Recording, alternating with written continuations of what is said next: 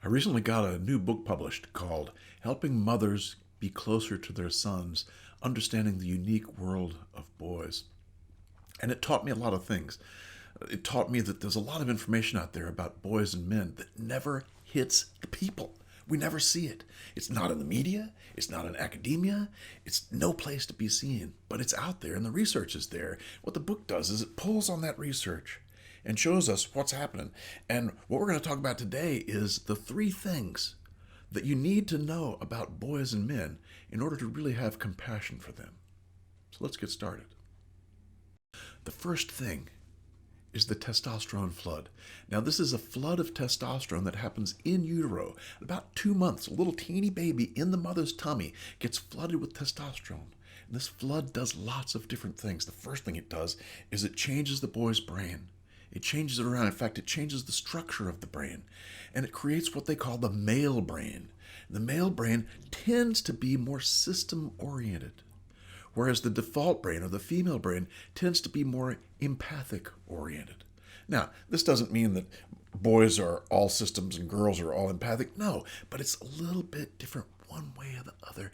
And the boys tend to be more systems oriented. You can look who's in STEM studies in schools. It's the guys. I mean, this is very system oriented stuff. So that's one of the things the testosterone flood does, but there's lots more. In fact, there's many, many things that it does, but they're not really sure of all of them. The four that they're sure of so far is one, they know that this testosterone flood impacts sexual orientation, who you want to go to bed with. In utero, this is before you're born, that is planted in your brain before you're born. Second thing, sexual gender identity. Or gender identity, and that is whether you think of yourself as a boy or a girl. This is impacted by this testosterone flood. So before we come out of the womb, we've already got a sense of whether we're a boy or a girl. And with socialization and all the rest of the things that happens, that shapes that as we go along, but we got it in utero. Next thing, you're probably going to be a little bit more aggressive and a little bit more competitive due to this testosterone flood. And then the last thing is the play behaviors. You know, the boy play behaviors are set in the utero. At least they're partly set in utero, where he's going to want to do coalitional play. He's going to want to play on teams. He's going to want to do all kinds of things based on this testosterone flood. Now, I'll bet you probably have never heard of the testosterone flood before, and it's a shame because what it does is it takes the whole idea that we're a blank slate and throws it out the window. I mean, it's just simply bull. Now we know that there are all kinds of biological things that make us different, boys and girls. What's interesting, too, is that there's a small percentage of girls, maybe 15% of girls, who also get this flood. And guess what? They come out of the womb more like boys. In fact, we call them tomboys. So this was set for these girls in utero, as it was for the boys. Now, the second thing that I learned about was called the precarious manhood. Precarious manhood.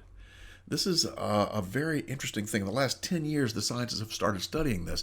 And what they're saying is, when you're a little girl and you're growing up and you hit puberty, after you hit puberty, if you successfully go through puberty, guess what? People call you a woman. After you go through puberty as a little boy, people don't automatically call you a man. That manhood is something boys have to strive for and prove that they have. And not only do they have to prove it once when they're young, they have to prove it over and over and over again throughout their lives. And the scientists have found that this is true throughout the world. You know, all over, it's almost universal, this idea that men have to continually prove themselves to be men. Now, think about it. This is a very different world for boys to have to prove themselves continually, whereas girls don't. That's pretty important, don't you think? Now, the third thing involved is male-to-male competition. You know, and this, of course, is partly set in utero, but also it's set by testosterone. Men and boys are built to compete. We're built to compete with each other.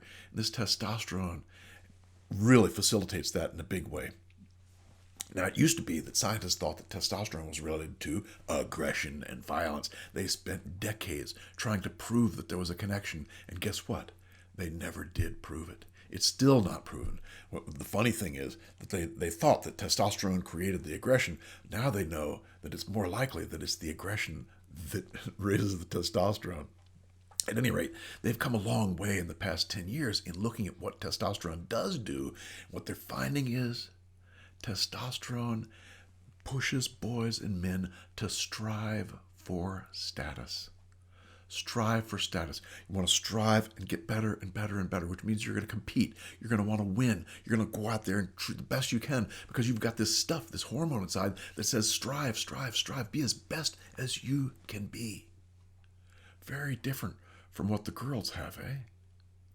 So, testosterone, they've also found, not only pushes boys and men to strive for status, it also gives them help along the way because the testosterone decreases fear and increases the capacity to take risks. Now think about it. When you increase capacity to take risks and decrease fear, does that increase your chance of winning? Yeah. Those people who are afraid are going to sit on the sidelines and do nothing.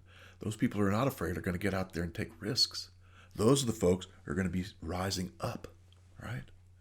Now, the testosterone increases risk-taking, decreases fear, but does some other very important things, one of which is that it offers stress resilience, so that when boys and men fail, the testosterone says, it's okay, don't worry about the failure, keep going, try again, try again, try again, right? Think about it. That whole thing, testosterone is amazing. In fact, if you think about this, all the big thing about CEOs, there's all these male CEOs. Oh my gosh, it's such a terrible thing. Maybe it's not such a terrible thing after all. Maybe there's a good reason for that. Think about it. The testosterone, if it increases your capacity to take risks and decreases your fear and it moves you in a way to strive for status, wouldn't you think those people would be more likely to be the CEOs? I would. It makes sense to me. So I think biologically there's a lot of things that we have been shielded from due to political correctness that keep us from really seeing the uniqueness of boys and men. Because boys and men are very unique and they're wonderful the way they are. Whether it's striving for status, whether it's rough and tumble play, whether it's competition, who knows what. Okay, so we have those three things. We have precarious manhood, which keeps boys under judgment all the time, and men too. We've got the testosterone flood, which changes boys before they're born. And we've got the male-to-male competition, the testosterone pushing them to strive for status, and compete, compete, compete. Knowing those things, does it change the way you might understand a young man or a young boy? See him a little bit different because now, unfortunately, we're too dedicated to stereotypes and male bashing. Those two things, men are pigs. Men compete too much. They want to win all the time. Well, now we know why men and boys want to win all the time. It's because they've got the hormones that push him to do that. And in some ways, that's okay. It's like, do we want to be like the mama bighorn sheep who tells her son, don't butt heads? Whatever you do, don't go out there and butt heads. That's ridiculous. That's crazy because that's what he's built to do. That's what he's biologically built to do, is to go out and butt heads. And our boys are the same way in some ways. It doesn't mean we can, want to let them run willy-nilly. But can we understand where they are and love them for who they are? Because the bottom line is what? It's, of course, boys and men are good.